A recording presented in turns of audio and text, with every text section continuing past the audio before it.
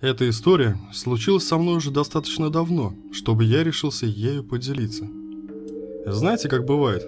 Надорвешь животное каким-нибудь глупым анекдотом, потом расскажешь его друзьям, они смотрят на тебя удивленно и как будто думают: ну и где тут смеяться-то? А иногда с тобой случается фигня, которой ты решаешься поделиться только с самыми родными людьми. Но даже задушевные беседы с ними на кухне до темноты не приносят покоя. Шел 2003 год. Лето только-только начиналось. Я с отличием закончил 9 класс и, наслушавшись рассказов дяди-связиста, собирался поступать в местный техникум радиосвязи. Как позже выяснилось, идея была так себе, но это уже будет история о проблемах отечественного технического образования. Родители были очень рады моим успехам в учебе и сделали мне роскошнейший подарок на окончание. Новенький горный велосипед. Надо сказать, что для меня, учительского сына, такой подарок был сродни собственной яхте или пентхаусу в центре города. Дисковые тормоза, алюминиевая рама. Ох, это был не велосипед, это была мечта. Ну да ладно. То, о чем хочу рассказать, случилось через неделю после покупки. За 7 дней ежедневных, изнуряющих, но таких приятных поездок я уже достаточно хорошо управлялся со своим вороным, как называл его отец, и уже осмелел настолько, что ездил в соседний лесок полетать по оврагам. В тот день я как раз собирался отправиться покорять местные вершины на своем алюминиевом коне. Я встал в 9 часов утра, наспех позавтракал, в попыхах собравшись, выкатил велосипед из квартиры. Тогда я жил на 5-м этаже обычной панели хрущобы. Мама беспокоилась, что я буду слишком сильно напрягаться, таская по лестнице этот велосипед. Но легкая рама устранила все поводы для беспокойства. Родители уже ушли на работу, и закрывать дверь мне нужно было самому. А вот дверь заслуживает отдельного слова. Ее еще мой дед делал, которую я, увы, в живых не застал. Она была тяжелая, из толстых досок и железного листа, обитой черным дерматином и утыканной обойными гвоздиками с блестящими шляпками. В двери стояли 2 старых советских замка с плоскими ключами. В детстве она казалась мне воротами какой-то крепости из рассказов отца-историка о древнем мире. Я прислонил велосипед к ограждению лестничной клетки и привычным движением запер сначала нижний, а затем и верхние замки.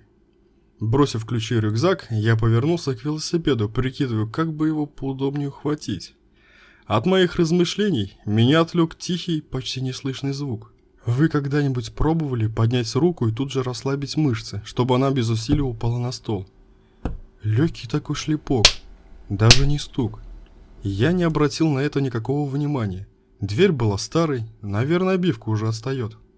Да и трескучий говор соседей в соседней квартире не способствовал улавливанию шорохов в рассыхающейся древесины. Я взялся за раму, поднял велосипед и начал спуск. Стоило мне шагнуть на 4-ю ступеньку, как звук повторился. На этот раз сильнее. За шлепком последовал более легкий удар, будто открытой ладонью по крышке стола.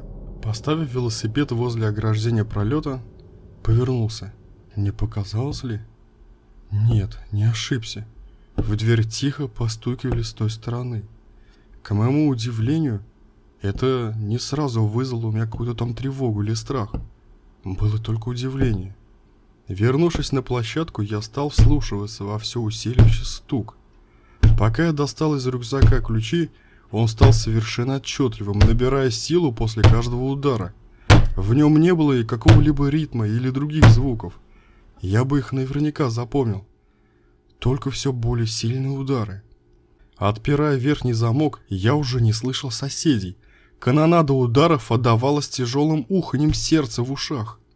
Стоило замку щелкнуть, будто тумблеру на распределительном щитке, меня резко охватила паника. Почему отпираю дверь? Я должен бежать к соседям и вызвать милицию, ко мне в квартиру залез вор. Но руки меня не слушались и уже тянулись ко 2-му замку. Удары были такой силой, что после каждого из дверной коробки вылетали облачка бетонной пыли, а петли натужно скрипели. И я почувствовал, как у меня шевелятся волосы, но это мало меня заботило. Тихо подвывая и трясущимися мокрыми от пота руками пытался отпереть нижний замок. Он закрывался на 2 оборота, и после первого я взвыл в полный голос. Дальнейшие события случились одно за другим. будто попав между ударами сердца. От сокрушительного удара в центр двери пулей вылетел глазок, впечатавшись в мой левый глаз.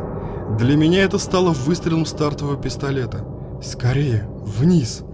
Со слезами и воплями, позабыв о своем вороном, зажимая двумя руками кровоточащий глаз, я слетел по лестнице вниз. Дверь подъезда распахнулась от удара всем телом, и я рухнул на крыльце без чувств. В сознание меня привела бабка со второго этажа. Она выглянула с балкона, подумала, что у подъезда прикорнул малолетний наркоман и решила его прогнать. Примчавшиеся с работы родители вызвали скорую и милицию. Почти 2 недели я пролежал в отделении офтальмологии местной больницы, по большей части из-за тревоги матери. Зрение не пострадало, но глазок рассек мне нижнее веко, и несмотря на старания хирурга, левый глаз у меня навсегда остался немного прищурен. Отцу стоило большого труда уговорить меня снова зайти в подъезд, и убеждения участкового, что в квартире никого нет, мало помогали. Больше всего меня пугало, что ни бабка, ни даже проклятые соседи не слышали абсолютно ничего. Ни ударов, ни моего воя и криков. Всем было понятно, что на домушника списать это происшествие не выйдет, но вслух мне этого никогда никто не говорил до сих пор. Я старался не оставаться дома один, и велосипед мне в этом здорово помогал. Так продолжалось добрые полгода. Ничего не напоминало о том случае, и новые заботы в техникуме понемногу отвлекли меня, не давая вспоминать подробности. Но 2 вещи, увы, меня никогда не оставят.